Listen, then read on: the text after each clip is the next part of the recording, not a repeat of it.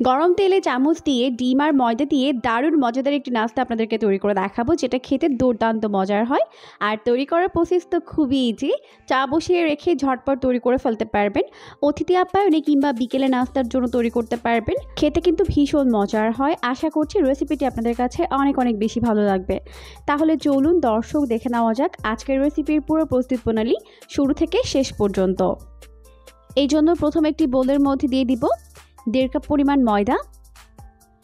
এখন দিয়ে দিব 2 টেবিল চামচ পরিমাণ চিনি আর দিয়ে দিব 1/2 চামচ পরিমাণ লবণ। এরপর প্রথমে সবকিছুকে একত্রে ভালো করে মিশিয়ে নিব। মিশিয়ে নেওয়ার এই পর্যায়ে এখানে অ্যাড করে দিব ইস্ট। আর এটা হচ্ছে সব থেকে ভালো মানের ইস্ট। এটা ছাড়া কিন্তু আপনি কোনোভাবে নান রুটি, বনরুটি, পাউরুটি বা এরকম বিভিন্ন ধরনের নাস্তাগুলো সহজে তৈরি করতে পারবেন না। আর অনেকেই বলেন আপু ইস্ট ব্যবহার করলে গন্ধ হয়, তো এই ইস্ট ব্যবহার করলে কিন্তু কোনো গন্ধই থাকবে না। উপরে দেওয়া নাম্বারে কল করে বা হোয়াটসঅ্যাপে মেসেজ করে বা ইনবক্সে মেসেজ করে কিন্তু আপনারা আমাদের থেকে ইস্টটাকে নিতে পারবেন। তো ইস্টটাকে মিশিয়ে নেওয়ার পর এখন এর মধ্যে অ্যাড করে দিলাম 1/4 কাপ পরিমাণ কুসুম গরম পানি। এরপর এই পানির মধ্যে একটি ডিম ভেঙে দিলাম। এখন সবকিছুকে একত্রে ভালো করে মেশাতে হবে। তো চেষ্টা করবেন এখানে পানি একবারে না দিয়ে এভাবে অল্প অল্প করে দিয়েই মিশিয়ে নিতে, এতে করে ব্যাটারটি একদম পারফেক্ট হবে।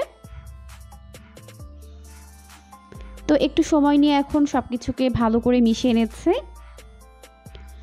মেশানোর সুবিধার্থে আমি একটি হ্যান্ড উইক্স ব্যবহার করব। আপনারা চাইলে কিন্তু হাত দিয়েও মেশাতে পারবেন, আবার চাইলে কাঁটা চামচ দিয়েও মেশাতে পারবেন। তো একটু সময় নিয়ে মেশাতে হবে যাতে করে ভেতরে কোনো লাম্পস না থাকে।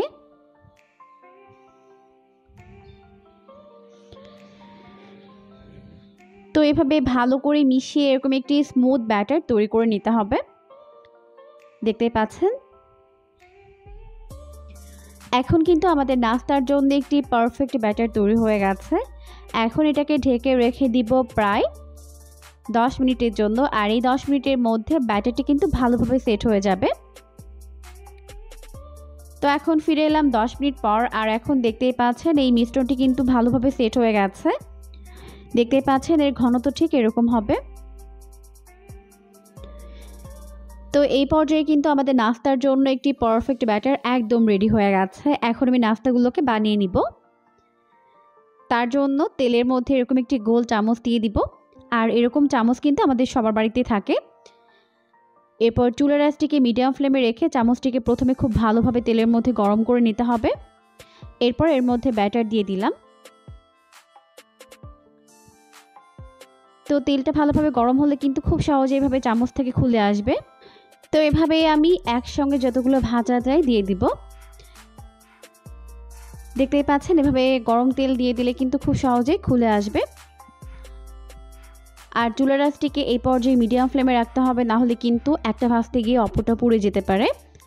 তাই মিডিয়াম আঁচে এগুলোকে ভেজে নিতে হবে। একটা নাস্তা ভাজতে ভাজতে কিন্তু বাকিগুলোকে উল্টে পাল্টে দিতে হবে। তো এইভাবে উল্টে পাল্টে আমি এগুলোকে গোল্ডেন ব্রাউন করে ভেজে নিব। আর চুলার আঁচটি মিডিয়াম থাকার ফলে কিন্তু ভেতরে এবং বাইরে ভালোভাবে কুকড হতে পারবে, তাই একটু সময় নিয়ে ভাজতে হবে। এই নাস্তাগুলো ডুবো তেলে ভাজার পরেও কিন্তু এর মধ্যে তেলের কোনো ট্রেস থাকে না। এগুলো খেতে কিন্তু দুর্দান্ত মজার হয়। তো একসঙ্গে যতগুলো ধরে আমি দিয়ে দিচ্ছি। আর যেগুলো এখন ভাজা হয়ে গেছে ওগুলো আমি তেল থেকে উঠিয়ে নিব ভালোভাবে তেল ছড়িয়ে। তো প্রতিবার এইভাবে চামচটিকে তেলের মধ্যে একটু গরম করে নিতে হবে, তাহলে কিন্তু সবগুলো নাস্তার শেপ সমান হবে আর চামচ থেকেও নাস্তার শেপগুলো খুব ভালোভাবে খুলে আসবে। তো যে নাস্তাগুলো ভাজা হয়ে গেছে ওগুলোকে এখন আমি ভালোভাবে তেল ঝরিয়ে তেল থেকে উঠিয়ে নিব। এখন ভালোভাবে তেল ঝরিয়ে এগুলোকে আমি একটি প্লেটের মধ্যে উঠিয়ে নিচ্ছি। আর বাকি নাস্তাগুলোকেও আমি এভাবেই ভেজে উঠিয়ে নিব।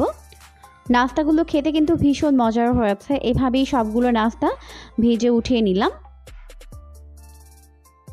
বিকেলে চায়ের সাথে কিন্তু সার্ভ করতে পারবেন কিংবা অতিথি আপ্যায়নে তৈরি করতে পারবেন। আশা করছি রেসিপিটি ভালো লেগেছে। ভালো লাগলে বাসায় ট্রাই করবেন। খেতে কিন্তু দুর্দান্ত মজার হয়েছে। এরকমই সমস্ত নতুন নতুন ভিডিও পাওয়ার জন্য অবশ্যই চ্যানেলটিকে সাবস্ক্রাইব করে রাখবেন। পরবর্তী ভিডিও দেখার আমন্ত্রণ জানিয়ে আজকের মতো বিদায় নিচ্ছি। সবাই অনেক অনেক বেশি ভালো থাকবেন। আল্লাহ হাফেজ।